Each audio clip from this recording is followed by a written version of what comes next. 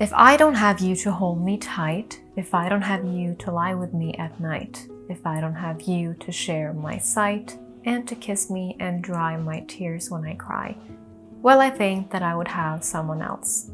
If I didn't have you, someone else would do. Our love is 1 in a million. You couldn't buy it at any price. But of the 9,999,100,000 other possible loves, statistically, some of them would be equally nice. Or maybe not as nice, but smarter than you.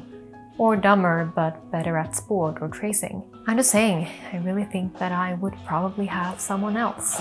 That's from the song If I Did Not Have You by Tim Michelin, and it goes against everything that we have learned about soulmates and the one. And to be quite honest, it may sound pessimistic or cold to some, but I think depending on how you interpret it, it's quite healthy or a healthy way of looking at relationships and love. So I don't believe in the one. I don't think there is someone out there who is supposed to be perfect for us. I don't believe that a happily ever after awaits us all. I think we want to believe it to comfort ourselves, to make ourselves believe that things are the way that they are for a reason, and that reason is fate. It helps us make sense of the way things haven't worked out with anyone else yet, or why we have yet to fall in love. The soulmate myth promises that amidst the dizzying and often confusing landscape of dating apps, there is one match out there that will make sense of it all. It promises an anchor of modern life that many find appealing.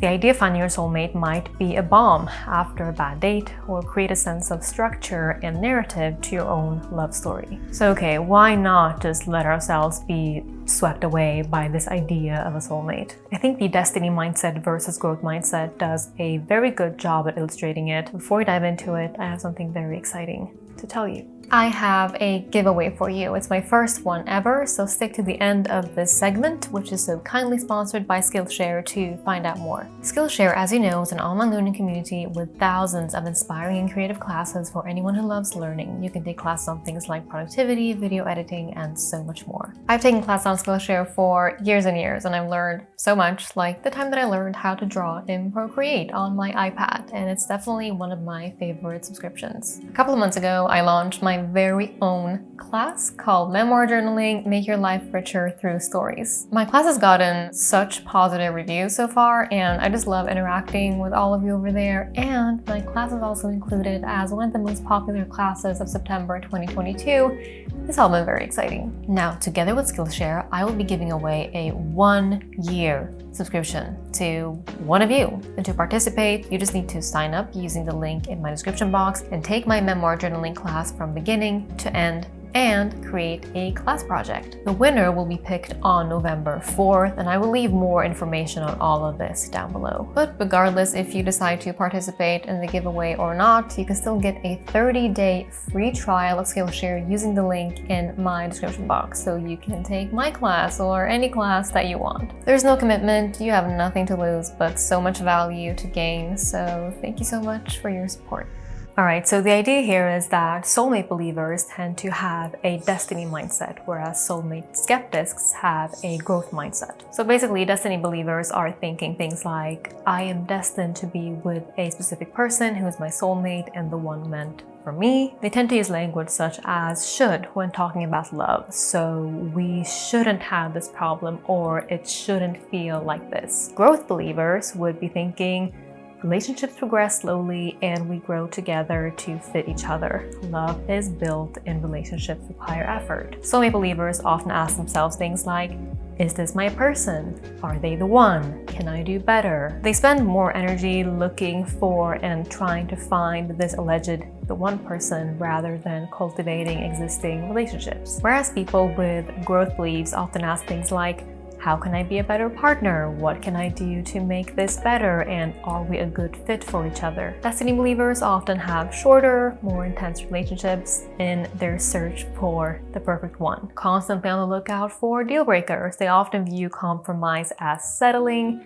When something goes wrong or something negative happens, they view it as an error or a sign that they should move on to find their person. Growth believers, on the other hand, focus on exploring new ideas with each other and finding solutions with their partner. They don't view compromise as settling. They often view it as growth. When something negative occurs, they don't view it as a way out, but rather something to work out. Studies have shown that growth believers often have more successful, satisfying relationships, in part because they believe that successful relationships are cultivated and evolve over time. Destiny believers, however, have this expectation that if they were truly meant to be with this person, it would require little to no effort, and they would just understand each other and their needs and desires. Now, this behavior has been linked to decreased relationship satisfaction, increased relationship distress, and destructive problem-solving responses in relationships. Now, whether we believe in something or not is only interesting because it affects how we behave and act. Now, in her book, Loving Bravely, which I haven't read, I've only read this part of it, it's written by Alexandra Solomon. She writes, "I find the question, do you believe in X or not, to be rather strange. The belief is out there already. So really the question should go something like, do you embrace a belief in X or not? How does a belief in X serve you or not? Does it enhance or constrain you, open or close you, elevate or sadden you?" Now, what do you believe? Do you believe that love is the search for the one who was meant for you all along?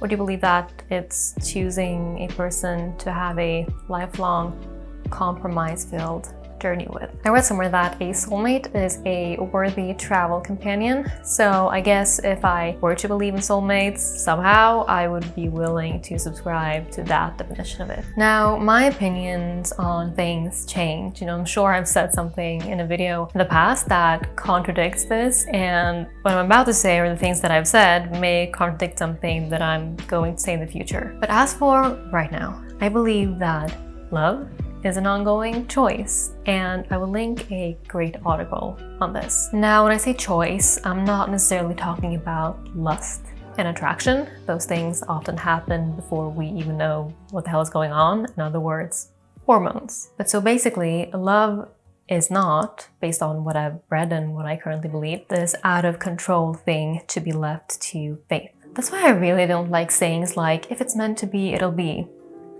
Probably not.